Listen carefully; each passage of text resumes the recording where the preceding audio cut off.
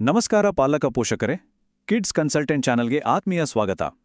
ಆರೋಗ್ಯವೇ ಭಾಗ್ಯ ಅನ್ನೋದು ನಮ್ಮೆಲ್ಲರ ಮೂಲಮಂತ್ರ. ಮಕ್ಕಳ ತಜ್ಞನಾಗಿ ಇವತ್ತಿನ ಈ ವಿಶೇಷ ಎಕ್ಸ್ಪ್ಲೇನರ್ನಲ್ಲಿ ಮಕ್ಕಳ ಹಾರ್ಮೋನ್ ವ್ಯವಸ್ಥೆ ಅಂದ್ರೆ ಪೀಡಿಯಾಟ್ರಿಕ್ ಎಂಡೋಕ್ರೈನ್ ಸಿಸ್ಟಮ್ ಬಗ್ಗೆ ನಾವು ಆಳವಾಗಿ ತಿಳಿದುಕೊಳ್ಳೋಣ.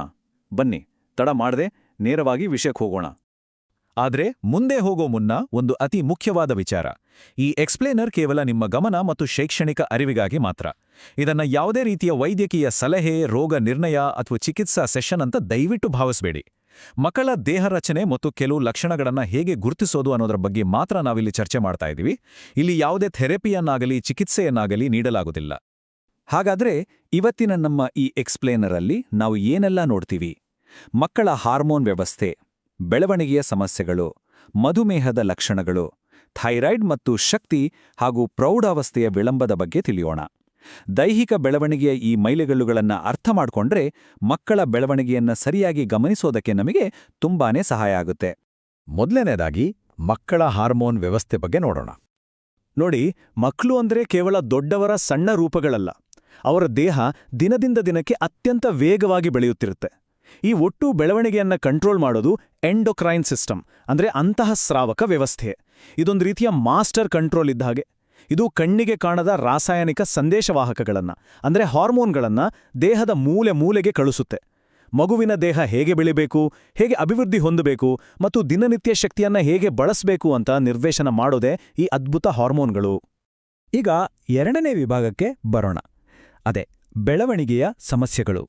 ಪ್ರತಿಯೊಬ್ಬ ಪೋಷಕರ ಮನಸ್ಸಲ್ಲೂ ಕಾಡುವ ಒಂದು ಸಾಮಾನ್ಯ ಪ್ರಶ್ನೆ ಅಂದ್ರೆ, ನನ್ನ ಮಗುವಿನ ಬೆಳವಣಿಗೆ ಸಾಮಾನ್ಯವಾಗಿದೆಯಾ ಅಥವಾ ಏನಾದರೂ ಕೊರತೆ ಇದೆಯಾ ಅಂತ ಹೇಗೆ ಕಂಡುಹಿಡಿಯೋದು ಅಲ್ವಾ? ಆತಂಕ ಬೇಡ. ಪ್ರತಿಯೊಂದು ಮಗು ತನ್ನದೇ ಆದ ವೇಗದಲ್ಲೇ ಬೆಳೆಯುತ್ತೆ, ನಿಜ. ಆದರೆ ಈ ಗ್ರೋತ್ ಹಾರ್ಮೋನ್ ಮಟ್ಟ ಏನಾದರೂ ತುಂಬಾ ಕಡಿಮೆ ಆಗಿದ್ರೆ ಅದನ್ನು ಸೂಚಿಸುವ ಕೆಲವು ನಿರ್ದಿಷ್ಟ ಅಳತೆಗಳಿವೆ. ಇದನ್ನ ಸ್ವಲ್ಪ ವಿವರವಾಗಿ ನೋಡೋಣ.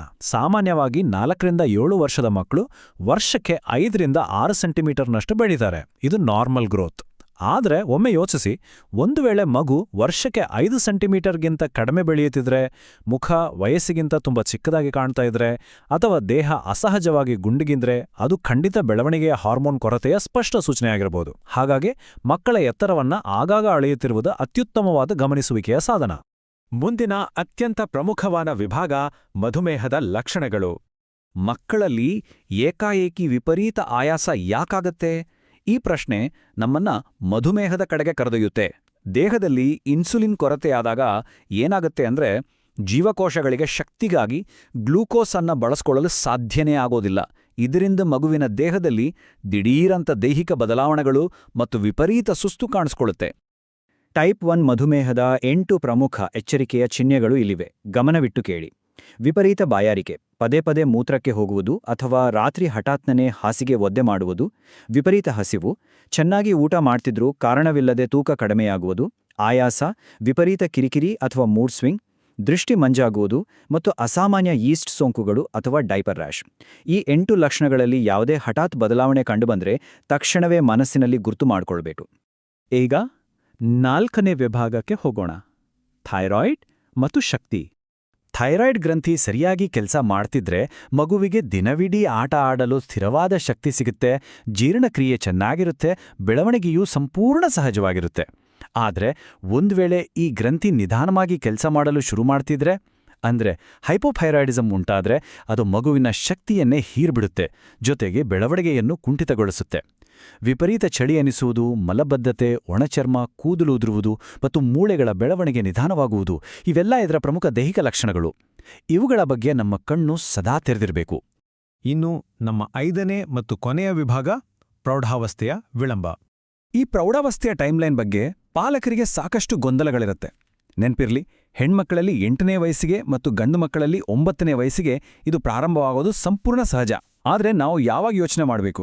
ಗರಿಷ್ಠ ಮಿತಿಯನ್ನು ನೋಡೋದಾದ್ರೆ ಹೆಣ್ಮಕ್ಕಳಲ್ಲಿ 13 ವರ್ಷವಾದರೂ ಸ್ತನದ ಬೆಳವಣಿಗೆ ಆಗದಿದ್ರೆ ಮತ್ತು ಗಂಡು ಮಕ್ಕಳಲ್ಲಿ 14 ವರ್ಷವಾದರೂ ವೃಷಣದ ಗಾತ್ರ ಹೆಚ್ಚಾಗದಿದ್ರೆ ಕೇವಲ ಆಗ ಮಾತ್ರ ಅದನ್ನ ಡಿಲೇಡ್ ಪ್ಯೂಬರ್ಟಿ ಅಥವಾ ಪ್ರೌಢಾವಸ್ಥೆಯ ವಿಳಂಬ ಅಂತ ಅಧಿಕೃತವಾಗಿ ಪರಿಗಣಿಸಲಾಗುತ್ತೆ. ಈ ವಿಶಾಲವಾದ ವಯಸ್ಸಿನ ಅಂತರವನ್ನು ಸ್ಪಷ್ಟವಾಗಿ ಅರ್ಥ ಮಾಡಿಕೊಂಡ್ರೆ ನಮ್ಮ ಅನೇಕ ಆತಂಕಗಳು ದೂರವಾಗ್ತವೆ. ಹಾರ್ಮೋನ್ಗಳು ಕಣ್ಣಿಗೆ ಕಾಣೋದಿಲ್ಲ, ನಿಜ. ಆದರೆ ಅವುಗಳ ಪ್ರಭಾವ ಮಾತ್ರ ಬೃಹತ್ತಾದದ್ದು. ಬೆಳೆದಿತ್ತಿರುವ ನಮ್ಮ ಮಕ್ಕಳ ದೇಹ ಪ್ರತಿದಿನ ನೀಡುವ ಈ ಮೌನ ಸಂಕೇತಗಳನ್ನ ನಾವೆಷ್ಟು ಸೂಕ್ಷ್ಮವಾಗಿ ಗಮನಿಸ್ತಾ ಇದ್ದೀವಿ? ಒಮ್ಮೆ ಯೋಚಿಸಿ. ನಿಮ್ಮ ಎಚ್ಚರಿಕೆಯ ಮತ್ತು ಕಾಳಜಿಯುತ ಗಮನವೇ ಮಗುವಿನ ಯೋಗಕ್ಷೇಮಕ್ಕೆ ಇರುವ ಅತ್ಯಂತ ಪ್ರಬಲವಾದ ಅಸ್ತ್ರ. ಕೊನೆಯದಾಗಿ ಮತ್ತೊಮ್ಮೆ ನೆನಪಿಸುತ್ತಿದ್ದೇನೆ, ಈ ಎಕ್ಸ್ಪ್ಲೇನರ್ ಕೇವಲ ಶೈಕ್ಷಣಿಕ ಉದ್ದೇಶಗಳಗಾಗಿ ಮಾತ್ರ ಮಾಡಲಾದದ್ದು ಮತ್ತು ಇದು ವೃತ್ತಿಪರ ವೈದ್ಯಕೀಯ ಆರೈಕೆಗೆ ಖಂಡಿತ ಪರ್ಯಾಯವಲ್ಲ. ಆರೋಗ್ಯವೇ ಭಾಗ್ಯ ಅನ್ನೋ ನಮ್ಮ ಧ್ಯೇಯವಾಕ್ಯವನ್ನ ಯಾವತ್ತೂ ಮರೆಯದಿರಿ. ಮಕ್ಕಳ ಆರೋಗ್ಯದ ಮೇಲೆ ಸದಾ ನಿಗಾವಿರಲಿ. ಈ ಮಾಹಿತಿ ನಿಮಗೆ ಉಪಯುಕ್ತ ಅನ್ಸಿದ್ರೆ ದಯವಿಟ್ಟು ಲೈಕ್ ಮಾಡಿ, ಇತರ ಪೋಷಕರೊಂದಿಗೆ ಶೇರ್ ಮಾಡಿ ಮತ್ತು ನಮ್ಮ ಕಿಡ್ಸ್ ಕನ್ಸಲ್ಟೆಂಟ್ ಚಾನೆಲ್ಗೆ ಸಬ್ಸ್ಕ್ರೈಬ್ ಮಾಡೋದನ್ನ ಮರೆಯಬೇಡಿ.